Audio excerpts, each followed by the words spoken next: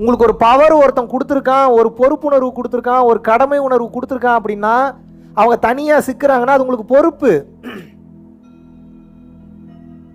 ஐயோ ஒரு வாய்ப்பு கிடைச்சிருச்சுன்னு அதை அனுபவிக்கணும்னு நினைக்கக்கூடாது. எதா இருந்தாலும் சரி அந்த நேரத்தில் தான் இறைவன் உங்களோட கவனத்தில் ரொம்ப டெஸ்ட் பண்ணுவார். உங்களோட டீப்பான மனநிலை, உங்களது ஆழமான நோக்கம் தனியாக இருக்கும்போது எப்படி இருக்குன்னு டெஸ்ட் பண்ணுவார். வாய்ப்பே கிடைக்கக்கூடாதுன்னு வேண்டி எங்கள் வாழ்க்கையில் கடைசி வரைக்கும் நீங்கள் ஏன் வாய்ப்பு கிடைச்சிச்சுன்னா மனிதனை போல மிக கேவலமான ஒரு மிருகம் உலகத்தில் எவனும் கிடையாது. இதை கண்ட்ரோல் பண்ணி இறைநிலை பக்கம் திரும்பணுன்றதுக்காக கொடுக்கப்படுவது தான் உபதேசங்கள். எத்தனை பேருக்கு புரியுது? உபதேசத்தை நீங்கள் ரெகுலராக எடுத்துக்கொள்ள வேண்டும். எந்த உபதேசம்? எந்த உபதேசத்தை வேணாலும் எடுத்துக்கங்க. உற்று நோக்கினால் உலகம் எங்கும் ஆசான்கள்ன்ற மாதிரி ஏகப்பட்ட இடத்துல ஏகப்பட்ட விஷயங்கள் நான் கற்றுக்கிட்டேன். பாருங்க, ஒரு கொஞ்ச நாளைக்கு முன்னாடி ஒரு விஷயம் கற்றுக்கிறேன், நேற்று ஒரு விஷயம் கற்றுக்கிட்டேன், இன்னைக்கு காலையில் தூங்கி எந்திரிச்சோன்னு ஒரு விஷயம் கற்றுக்கிறேன். கற்றுக்கிறதுக்கு இவ்வளோ இருக்கு. ஏன்? என் பாத்திரத்தை நான் காலி பண்ணிக்கிட்டே இருக்கேன். காலியான பாத்திரத்துக்கு தான் பிச்சை போடுறானுங்க. நீங்கள் என்ன பண்ணுறீங்க? பாத்திரத்தை எப்பயும் பிஸியாகவே வச்சுருக்கீங்க. அந்த பாத்திரத்தில் என்ன இருக்குன்னு உங்களுக்கு தெரிய மாட்டேங்குது. பாத்திரத்தையும் காலி பண்ண மாட்டீங்க, பாத்திரத்தை கழுவவும் மாட்டீங்க. முதல்ல அது பாத்திரமானே தெரிய மாட்டேங்குது உங்களுக்கு. அந்த இறைவனின் அருள் பிச்சை உங்களுக்கு கிடைக்க வேண்டுமெனில், இறைவனின் அருட்கொடை உங்களுக்கு கிடைக்க வேண்டுமெனில் நீங்கள் முதல்ல உங்கள் வீட்டில் பொண்டாட்டி பிள்ளைங்க குழந்தைங்கள முதல்ல மதித்து நடக்கணும். ஏன்ப்பா நான் மதித்து நடக்கிறதுக்கு இறைவன் வரைக்கும் என்னப்பா சம்மந்தம் இருக்குது? நீங்கள் மதித்து நடக்கிறது பொண்டாட்டி புள்ள குழந்தைங்களே கிடையாது, அதுக்கு பேர் இறைவன் தான். இறைவன் எத்தனை லட்சம் பேர்த்த நீ இறைவனா பார்த்தேன்னு கேட்க மாட்டான். மனதார எத்தனை பேரை நீ இறைவனாகவே நீ கவனித்தா. ஏனென்றால் இந்த கேம், இந்த பசிலில் இருக்கிறவங்களுக்கு நல்லா தெரியும் இந்த உண்மையை. இந்த திரு விளையாடலை உணர்ந்தவங்களுக்கு நல்லா தெரியும் என்ன, இது ஒரு பெரிய கேம் போயிட்டு இருக்குன்றது தெரியும். பெரிய கேம் போறதுல கடவுளே தான் விளையாடுறான்றதும் தெரியுது. ஆப்போசிட் டீமும் அவன் தான், பிளேயரா விளையாடக்கூடிய அந்த டீம் அவன் தான். 84 லட்சம் யோனி பேதங்களுக்கும் அவனே ஆசான். எத்தனை லட்சம்? 84 லட்சம் யோனி பேதங்கள். யோனி பேதம்னா என்ன?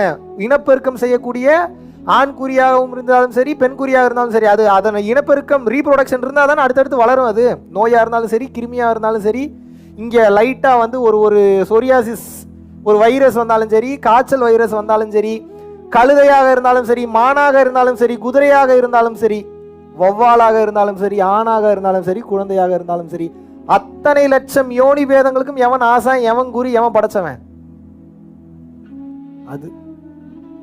அதுக்கு தெரியாதா எப்போ எதை பண்ணணும், எப்போ எதை கொடுக்கணும்னு தெரியாதா? அது உங்களுக்கு வலியை கொடுக்கணும்னாலும் எது கொடுக்குது? வலியிலிருந்து நீங்கள் என்ன பாடத்தை கற்றுக்க போறீங்கன்னு பார்க்குது. அப்போ நீங்கள் இதில் என்ன தெரிஞ்சுக்கணும்? உங்களுக்கு ஆப்போசிட்டில் இருக்கிறவனை அறிவு இல்லைன்றக்காக நீங்கள் கண்ட்ரோல், உங்களே அறியாமல் நீங்கள் கண்ட்ரோல் எடுத்துருவீங்க. ஏன்னா உங்களுக்கு அவ்வளோ ஞானம்லாம் பத்தலை. இப்போ அதை ரசிக்க ஆரம்பிச்சிருவீங்க. 4 பேர் அப்படி ஒரு கூலை கும்பிடு போடும்போது, இப்படி ஒரு வணக்கம் போடும்போது, கார்லேருந்து இறங்கி வரும்போது அப்படி சல்யூட் அடிக்கும் போது கெத்து அது வேற மாதிரி உங்கள் மனசை ரசிக்க ஆரம்பிச்சிடும். நான் எப்பேற்பட்ட ஆள் தெரியுமா, நான் எதெல்லாம் பண்ணியிருக்கேன் தெரியுமா, எனக்கு யாரெல்லாம் சப்போர்ட்டுக்கு இருக்கான்னு தெரியுமான்னு சொல்லி உங்களது மனம் அதை நம்ப ஆரம்பித்து விடும். எப்போது உங்களது மனம் அதை நம்ப ஆரம்பித்து விடுகிறதோ ஆப்போசிட்டில் இருக்கிறவனை மதிக்கவே மாட்டீங்க. ஏன்னா ரிசீவிங் மோடில் தான் இருப்பீங்க, கொடுக்குற மோடில் இருக்க மாட்டீங்க. எங்கே போனாலும் 4 பேர் என்னை புகழணும், எங்கே போனாலும் 4 பேர் என்னை சல்யூட் பண்ணணும், எங்கே போனாலும் எனக்கு கார் யாராவது திறந்து விடணும், எங்கே போனாலும் எனக்கு யாராவது ஒருத்தர் ஹெல்ப் பண்ணணும்னு சொல்லி உங்களது மனமே உங்களே அறியாமல் ஓட ஆரம்பிச்சிடும். அப்போ சோம்பேறித்தனம் அதிகமாக ஆரம்பிச்சு என்ன பண்ணீங்க? அடுத்தவனே வேலை வாங்க ஆரம்பிப்பீங்க. பொண்டாட்டியாக இருந்தாலும் சரி, பிள்ளைங்களாக இருந்தாலும் சரி, இல்லை வேறு சொந்தக்காரங்களாக இருந்தாலும் சரி. அப்போ உங்கள் திமுரு உங்கள் வார்த்தையிலையும் உங்கள் லுக்குலையும் உங்கள் ஆட்டிடியூட்லையுமே வெளிப்பட்டுரும், கண்டுபிடிச்சிருவாங்க.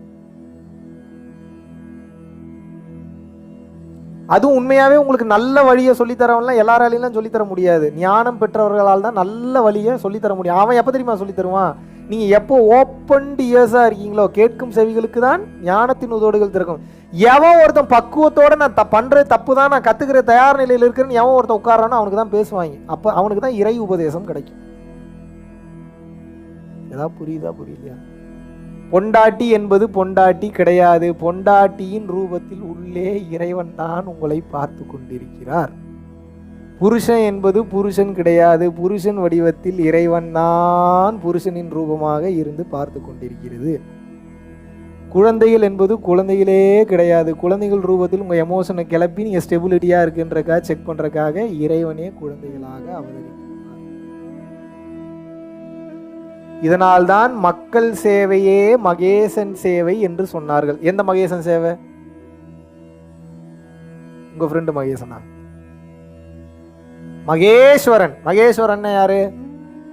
இறைவன், ஈசன், கடவுள், எங்கும் நிறைந்திருப்பவன், அல்லாஹ், மெய்ப்பொருள், பரம்பொருள், வாட் எவர் இட் மேபி.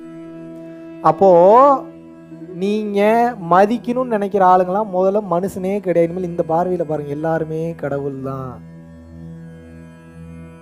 கடவுள் உங்க கண்ணு முன்னாடி காட்சி கொடுக்குறாரு அப்படின்னா அவரை நல்லா பார்த்துப்பீங்களா மாட்டீங்களா? 10 மாசம் வயதுல இருந்து பிறந்து வந்து உங்க கண்ணு முன்னாடியே வாழ்ந்துட்டு ஏன் பார்க்க மாட்டீங்க? ஏன் கதற விடுறீங்க? அவ்வளோ பக்குவம் இல்லை தம்பி. அவ்வளோ பக்குவம் இல்லைன்றதுக்காக அப்படியே விட்டுருவீங்களா? தலை மேலே ஒரு மிகப்பெரிய வெயிட்டை தூக்கி வச்சுட்டாங்க. வெயிட்டாக இருக்குது தம்பி, வெயிட்டாக இருக்குது தம்பி, வெயிட்டாக கையில் வச்சுக்கிட்டே இருப்பீங்களா? சாயந்தரம் வரைக்கும் இறக்கி வைப்பீங்களா மாட்டீங்களா? இங்கேருந்து கிளம்பி ஒரு ஊருக்கு போகணும்னு நினைக்கிறீங்க. அந்த ஊருக்கு போகிறதுக்கு ரூட்டு சரியில்லை, அது சரியில்லை, இது சரியில்லை. சிங்கப்பூரில் லாக்டவுன் போட்டப்பெல்லாம் ஒருத்த கடல்லே நீந்தி வந்துட்டான் தெரியுமா மலேசியாவுக்கு? அந்த வேகம் மட்டும் எங்கேருந்து வருது உங்களுக்கு?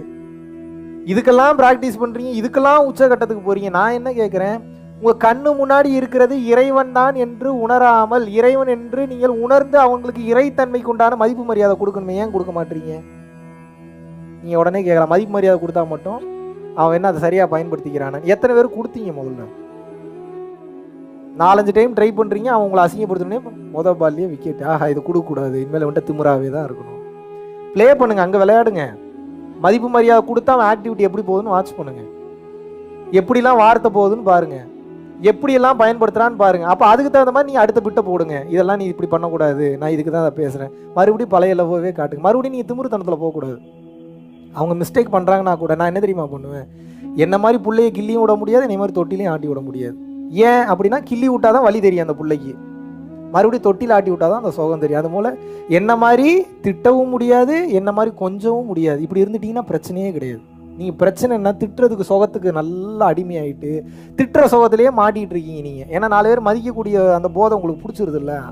நீங்கள் போனதுக்கப்புறம் தான் அவங்க கண்டபடி உங்களை திட்டுவாங்க, அது உங்களுக்கு தெரியாது, அது வேறு மேட்ரு. இருந்தாலும் கூட அந்த அந்த அந்த போதையிலேயே இருக்கிறது. எவ்வளோக்கு எவ்வளோ திட்டுறீங்களோ அவ்வளோக்கு எவ்வளோ கொஞ்சணும். எத்தனை பேர் அப்படி கொஞ்சுறீங்க? நான் ஐ லவ் யூ பொண்ணுங்களுக்கு அமிச்சதை விட பசங்களுக்கு அமிச்சது தான் ஜாஸ்தி தெரியுமா உங்களுக்கு? என்னை சில பேர் தப்பாக கூட நினச்சிருவாங்க, இவன் எப்படிப்பட்ட ஆளுனே கண்டுபிடிக்க முடியலையே. அதெல்லாம் யோசிக்கவே கூடாது. நம்ம ஒரு கட்டத்தில் அவனுக்கே தெரிய வரும், நம்ம எல்லாருக்கும் இப்படித்தான் போல, நம்மளுடைய அன்பு அளவு கடந்தது. இப்போ என்ன, நீயாக இரு. நேரம் வரும்போது பிரபஞ்சமே உணர்த்த நீ யாருன்றத உலகத்துக்கு. நீ உன் ஸ்டாண்டில் கரெக்டாக இரு. ஆமாவா இல்லையா?